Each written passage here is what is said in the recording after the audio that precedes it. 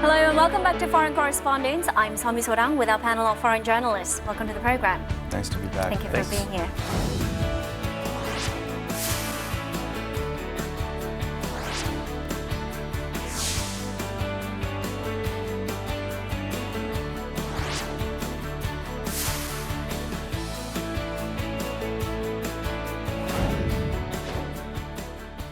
Now, on July 14th, the South Korean government increased the country's hourly minimum wage for 2019 to 8,351, roughly $7 and 40 cents. 경제와 고용을 저해하지 않으면서 저임금 근로자의 소득 개선과 임금 격차 완화를 도모하는 데 기여할 수 있는 수준을 치열하게.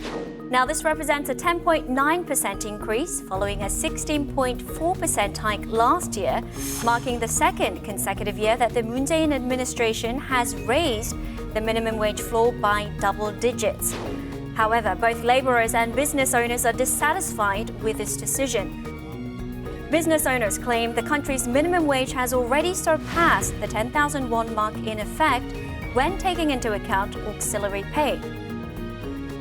Meanwhile, workers counter that real wages have only grown in the single digits when excluding bonus payments and benefits. So on this week's edition of Foreign Correspondents, we'll discuss the controversies surrounding South Korea's minimum wage hike in more detail. So now, for the last 10 years, for the last decade, South Korea's minimum wage has increased at a rate between 2.8 and 8.1% each year. But last year and this year, the rate has increased by double digits. Do you worry that this rate is increasing too much, too fast? I think we've started to see some negative consequences, perhaps this year in particular. Job growth has slowed quite a bit this year. I think it's down to around 140,000 jobs being added every month, which I guess is the slowest it's been in around a decade. Right. So, I support the general trend and the movement towards raising the minimum wage, but yeah, there's definitely a question of how it should be implemented. And, not to say it's directly, necessarily a correlation, but there's a reason for concern. I think that, if it happens too fast, there could be some negative pressure on job growth. Okay. Fabian, are you concerned that it's rising too fast? Actually, I'm not. I think it's long overdue.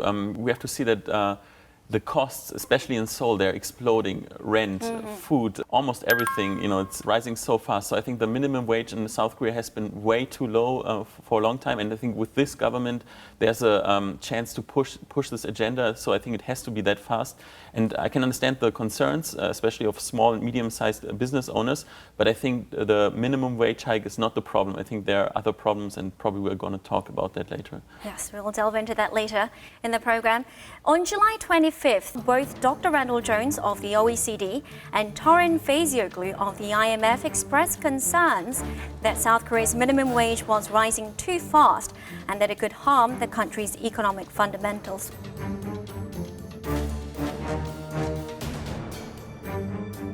What do you think has prompted such remarks? Well, I think we need to look at the speakers, and they're going to be speaking for the 1%, and they're going to say whenever the minimum wage goes up even just 5%, they're going to say that's too big an increase because it's taking money out of the pockets of that 1%. I think Fabian raised an interesting point about this government. Previously, we had 10 years of conservative rule in South Korea and not a big increase in the minimum wage. Also, when you have a change in government every 5 years, the government in power is on the clock. This government's on the clock, and it wants to see a dramatic increase in the wages of the lowest paid people relative to the rest of the workers in the economy. So they're trying to get it done as soon as possible. Okay. Now, coming back to South Korea, since adopting the minimum wage system in 1988, the minimum wage has increased gradually.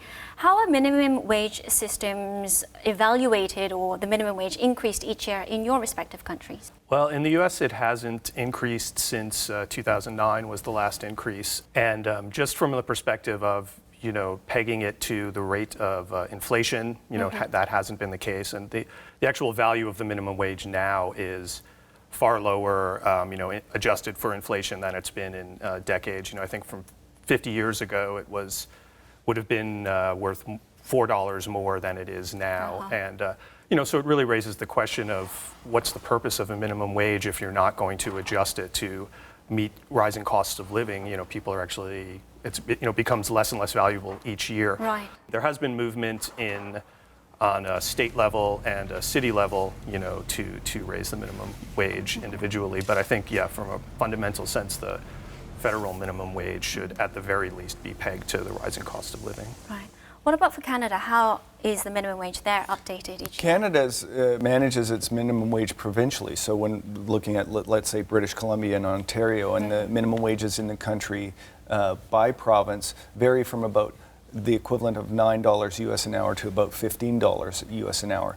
And the way that they manage that is by, as Thomas mentioned, by the cost of living. So an increase in the cost of living index will prompt provinces to increase the minimum wage. It's also managed by the average wage, so that those workers being paid the minimum aren't being paid, substantially less relatively than they were before in terms of the average wage. So that's how that increased is managed. Okay. All right, let's move on to the anticipated pros and cons of a minimum wage hike, starting with the pros, the positives. In Germany's case, since the country's adoption of a minimum wage system in 2015, it has reportedly created 400,000 new jobs en route to a record workforce of 44 million people. Do you think the lay citizens of Germany are genuinely enjoying the benefits, the economic benefits resulting from that minimum wage system? Yeah, I think there's no correlation. You can't say that the minimum wage hike was leading to more jobs. In some cases, yeah, but the employment rate is fine, it's on a record high. The economy is growing, so you could at least say the minimum wage hike has not hurt the economy. Right. And the minimum wage right now is by like €8.80. And it sounds pretty high, but if you look at what you can actually buy for those €8.80, it's actually the difference to Korea is not that big. It has I think the fourth or fifth highest minimum wage in whole Europe. But on the other hand, if you relate the minimum wage to the median, to the average income of the people, then actually Germany is below the average of the European Union. So actually the minimum wage is relatively not that high. In France, for example, it's much higher. Right, and in Luxembourg, it's definitely much higher. Yeah. Now, how did the wage discrepancies get solved prior to this minimum wage system being implemented? There was a lot of alarming voices in Germany before the minimum wage was introduced. A lot of resistance, I would imagine. Yeah, but by media, the big newspapers were totally against it. Most economists were against it. The big fear was that it would lead to a huge job loss, and obviously that hasn't happened. What before the system worked, that in every industry you had a collective agreement between labor unions and business owner interests and politicians to basically, let's say, bakers would get this amount of money per hour, hairdressers this, and construction workers this, and actually that wage was way higher than the minimum wage. But for all those industries, it was pretty easy to get around the minimum wage. Yeah. They were like hiring subcontractors, irregular workers. So there was a need to have a standard for everyone. And the definition of a minimum wage should actually be, the minimum that you can live a life in dignity, that you get by.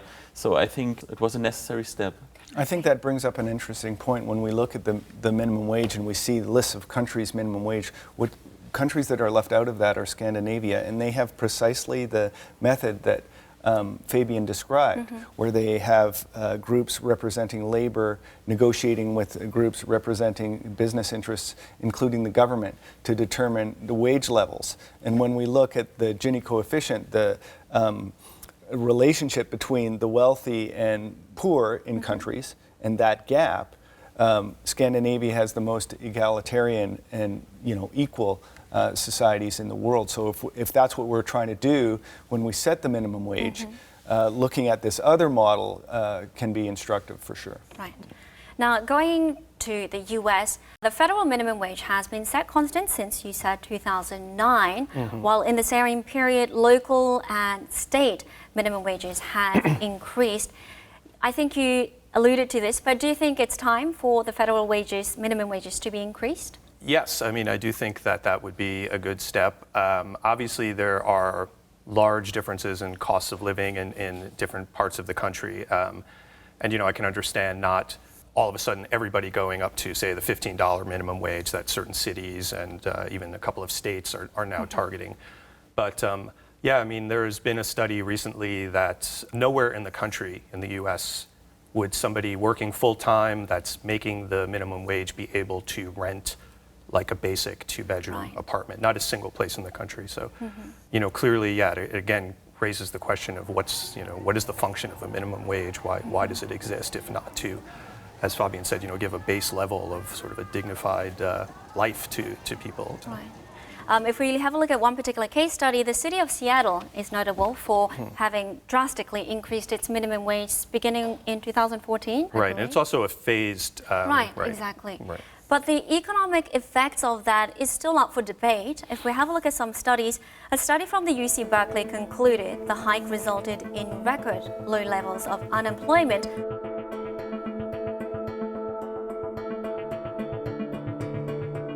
While a study from the University of Washington concluded the hike resulted in shrinking working hours and lower total pay for the workers.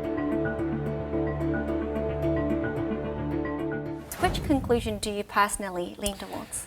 The Berkeley study, it only focused on people working in the food industry, so people, some critics have said that, that's not a fully representative example.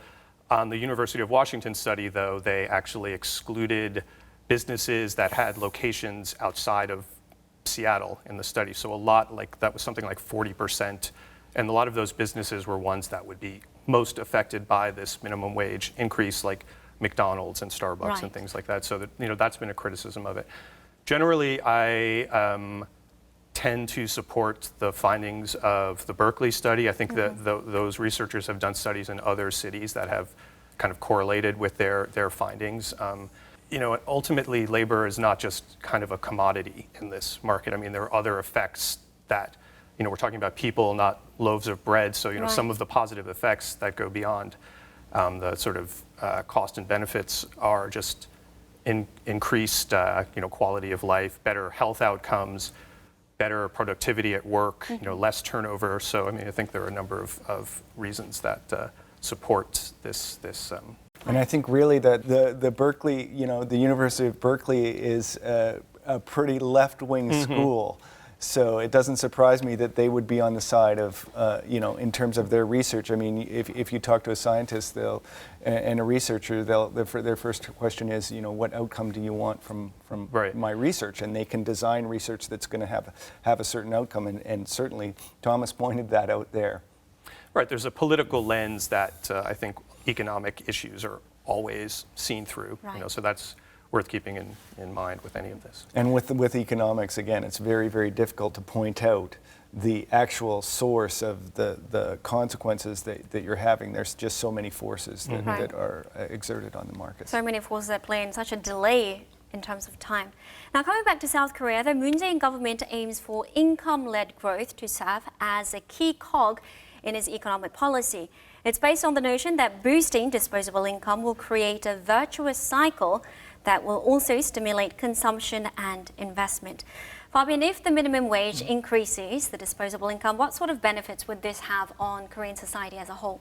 You already indicated that the domestic consumption would rise. I mean, the money doesn't disappear; it stays in the economy. The previous government also tried very hard to boost domestic consumption, but with different ways. I think an increased minimum wage would actually lead to that very goal. It would be a more direct approach, perhaps? Yes, definitely, yeah. Okay. Let's now move on to the potential negative side effects of boosting the minimum wage. Some pundits have raised concerns that a minimum wage hike would become a source of burden for the economy, would add to the inflationary pressures. What are your thoughts on the notion that increasing minimum wage would also lead to a corresponding rise in consumer prices, thereby negating any potential gains in disposable income? I understand the perspective, at least of the small business owners that have been against it. And a lot of them, the ones operating the small convenience stores, I mean, they're certainly operating on very small margins, you know, and they are feeling the brunt. And, you know, to address that, it almost requires a more, you know, it's not just a minimum wage, it's not the only lever you can use in that situation. I mean, it requires other policies that I know that the government is looking into, sort of lowering the fees of some of their credit card transactions. Right. You know, and on a more fundamental structural level, it speaks to kind of the imbalance between small and medium enterprises and the larger corporations here that, you know, their profits are not affected in the same way that perhaps these smaller business owners are. Mm-hmm. You mentioned small business owners. I think it's widely accepted that those who stand to lose the most from a minimum wage hike are the owners of small businesses, convenience stores, as you mentioned, cafes, small restaurants. Less hiring of new workers, laying off of existing workers, shorter shifts and shorter business hours. These are some concerns. In a March survey of some 1,700 SMEs here in South Korea, business owners were asked how they would respond if the country's minimum wage reached 10,000 won by the year 2020 as pledged by President Moon. And 1 in 4 of the respondents said they would reduce their number of existing workers, while 1 in 5 said they would hire a fewer number of new employees. And echoing the sentiment, small businesses have pointed to rising labor costs on top of slowing domestic consumption as one of the main culprits of their business struggles. And roughly half of all firms said that they would lay off existing workers if they found themselves in a crisis situation. What are your thoughts on the concerns that rising minimum wages would eventually lead to lesser total hours worked by the minimum wage workforce? I don't think that's necessarily a bad thing. I think that if we reduce the number of people that are getting paid the minimum wage, the economy will adjust. And those people will find other work eventually. It will introduce more efficiency into the economy. I'm not so optimistic, actually. I mean, the concerns of the small and medium-sized business owners, they're real. Like, for example, we took the example of a convenience store owner. If now with the new minimum wage hike, the owner of that convenience store probably doesn't get much more than the minimum wage himself or herself. Yeah, that has been the common concern. Yeah, but I think we're looking at the wrong scapegoat. So while the guy or the woman who runs a convenience store just suffers herself or himself, the big company that does the franchise for the convenience store, I mean, they are having like huge profits. So it's a question of how to share that profit. So I think we should support small and medium-sized companies, and they should get like some government support. And also, like with the consumer prices, I mean, I would say one reason is that in many fields you almost have an oligopoly of chaebols who basically control the price structure. I think the reason why some consumer prices are so incredibly high in Korea is not because of the labor costs. I think there are other reasons behind that. I think the wrong scapegoat is a perfect point here.